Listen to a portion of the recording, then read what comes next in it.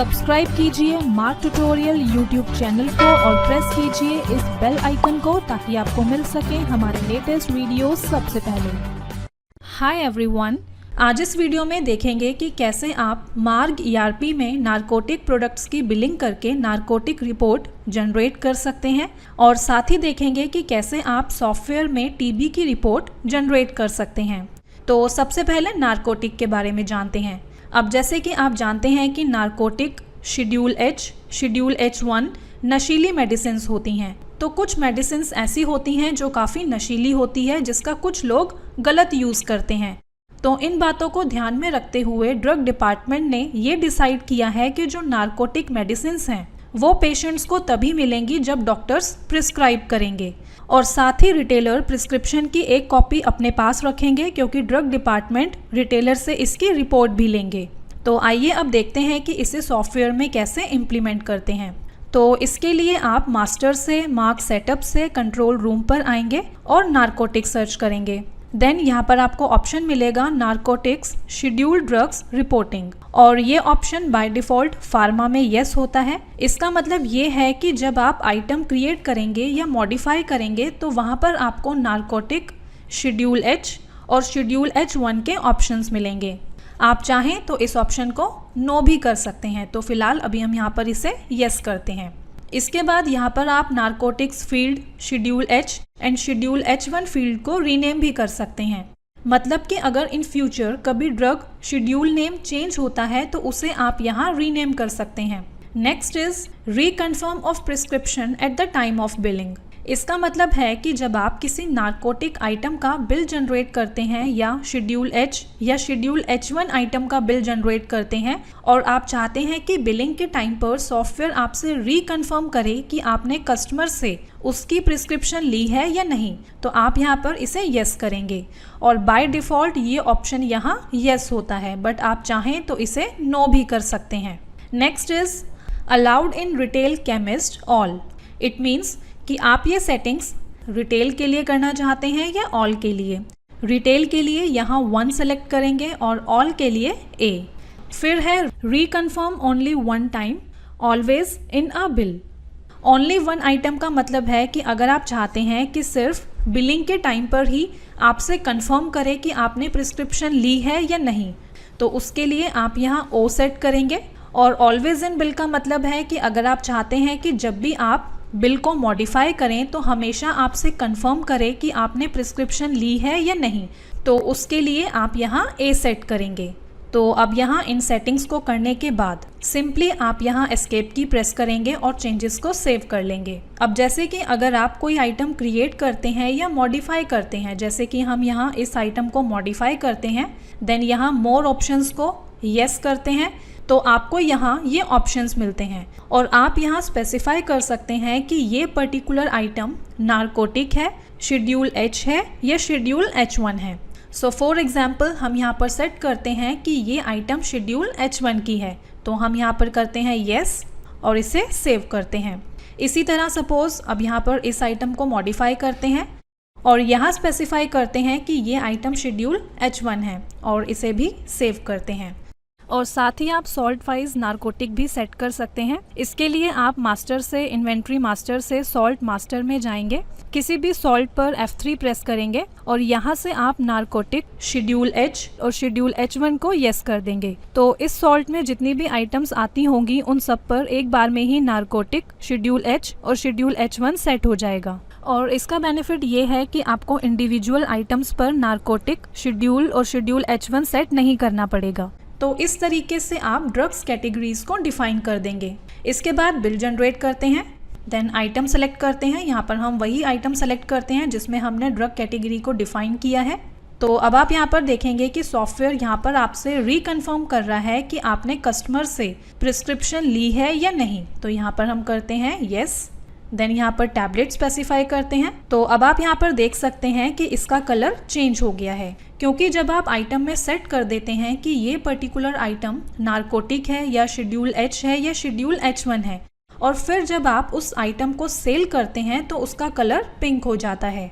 इसी तरह से अब हम यहाँ पर दूसरी आइटम सेलेक्ट करते हैं तो आप देख सकते हैं कि यहाँ पर इस आइटम का कलर भी चेंज हो गया है और अगर आप यहाँ कोई ऐसी आइटम सेल करते हैं जिसमें ड्रग कैटेगरी को डिफ़ाइन नहीं किया है तो वो आपको यहाँ पर नॉर्मल ही डिस्प्ले होती है, मतलब कि उसका कलर चेंज नहीं होता है। इसके बाद आप यहाँ पर इस बात का ये ध्यान देंगे कि जिन आइटम्स में आपने ड्रग कैटेगरी डिफ़ाइन की हुई है उन आइटम्स की बिलिंग के टाइम पर आपको डॉक्टर नेम और पेशेंट नेम मेंशन करना ज़रूरी है, अदरवाइज़ आपका बिल सेव नहीं होगा। आप देखेंगे कि जैसे ही हम यहाँ पर बिल को सेव करते हैं तो आप देख सकते हैं स्क्रीन पर आपको यहाँ शो हो रहा है doctor name must in schedule H1 items. तो डॉक्टर नेम क्रिएट करने के लिए पहले यहाँ पर F1 प्रेस करेंगे, डॉक्टर लिस्ट ओपन हो जाएगी और फिर डॉक्टर क्रिएट करने के लिए F2 प्रेस करके देन यहाँ पर आप डॉक्टर डिटेल्स मेंशन कर देंगे और इसके बाद यहाँ से आप डॉक्टर सेलेक्ट करके एंटर प्रेस कर देंगे। देन अब यहाँ पर पेशेंट नेम के लिए F2 प्रेस करेंगे, पेशेंट लिस्ट ओपन हो जाएगी। देन अगेन आप यहाँ पर F2 प्रेस करेंगे और पेशेंट डिटेल मेंशन कर देंगे। इसके बाद फिर यहाँ पर आप पेशेंट नेम को सेलेक्ट करके एंटर प्रेस कर देंगे और फिर यहाँ पर बिल को सेव कर देंगे।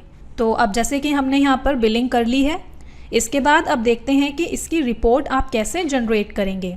तो इसके लिए स्टॉक्स मेन्यू से डिपार्टमेंट रिपोर्ट्स पर आएंगे तो यहाँ आपको रिपोर्ट्स व्यू करने के लिए ऑप्शंस मिलते हैं। जैसे कि अभी हमें यहाँ पर शेड्यूल H1 की रिपोर्ट्स को व्यू करना है तो यहाँ से शेड्यूल H1 सेलेक्ट करते हैं। तो अब आप यहाँ पर देखेंगे कि जो आइटम्स शेड्यूल H1 की हैं वो यहाँ ऑटो सेलेक्ट होके आ गई हैं। तो अब हम यहाँ पर एंटर प्रेस करते हैं। फिर आप यहाँ पर डेट स्पेसिफाई करेंगे कि कब से कब तक की रिपोर्ट आपको व्यू करनी है। फिर यहाँ पर नेक्स्ट है कि आप रिपोर्ट को विद रेट देखना चाहते हैं या विदाउट रेट, तो अपने अकॉर्डिंग आप यहाँ से इसे येस या नो कर देंगे। तो इस तरीके से यहाँ पर ये ऑप्शंस हैं जिन्हें आप अपने अकॉर्डिंग सेट कर सकते हैं।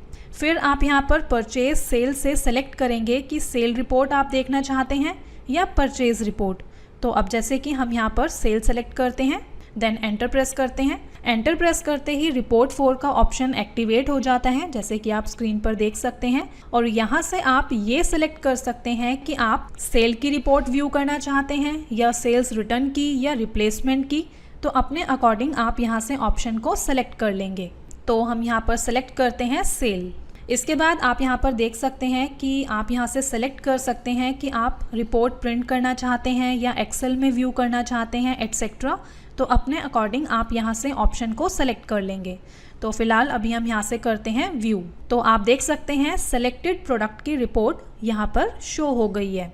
यहाँ पर आपको invoice number and date, patient name, doctor name, medicine name, batch number, expiry and quantity इस रिपोर्ट में शो हो जाती है। तो इस तरीके से अभी आपने देखा कि कैसे आप शेड्यूल H1 आइटम्स की बिलिंग करके शेड्यूल H1 रिपोर्ट जनरेट कर सकते हैं। और इसी तरीके से ही आप नारकोटिक शेड्यूल H रिपोर्ट्स भी जनरेट कर सकते हैं।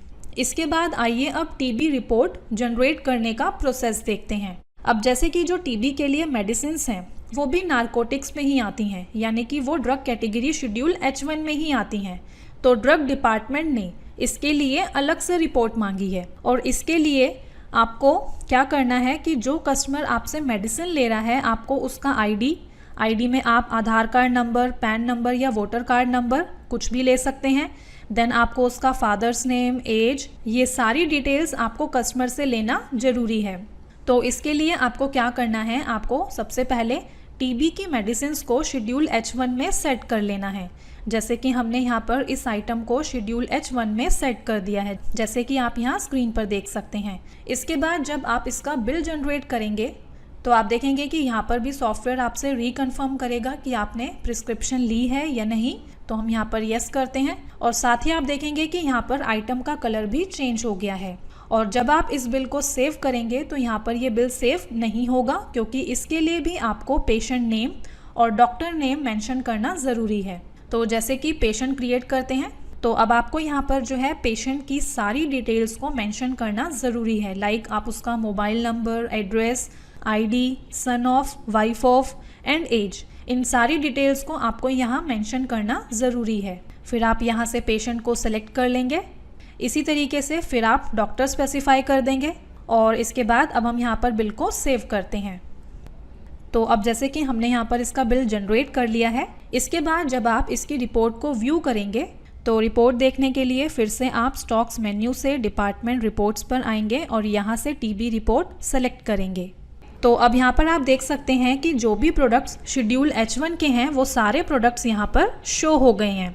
और अब यहाँ से आप टीबी के जो आइटम्स हैं उन्हें सेलेक्ट कर लेंगे और फर्स्ट टाइम आपको यहाँ प्लस की से सेलेक्ट करना पड़ेगा कि टीबी के आइटम्स कौन से हैं, लेकिन नेक्स्ट टाइम से वो ऑटो सेलेक्ट होके आएंगे।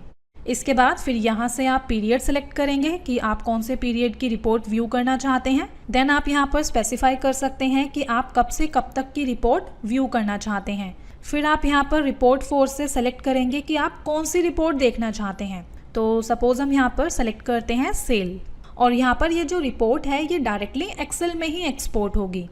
तो आप यहाँ पर देख सकते हैं कि टीबी की रिपोर्ट जनरेट हो गई है। तो इस तरीके से आप टीबी रिपोर्ट को जनरेट कर सकते हैं। तो इस तरह से फ्रेंड्स, अपने आज के इस वीडियो में आपने देखा कि कैसे आप मार्ग ERP में नारकोटिक प्रोडक्ट्स की बिलिंग करके नारकोटिक रिपोर्ट जनरेट कर सकते हैं, और साथ ही आपने देखा कि कैसे आप टीबी प्रोडक्ट्स की बिलिंग करके टीबी की रिपोर्ट जनरेट कर सकते हैं।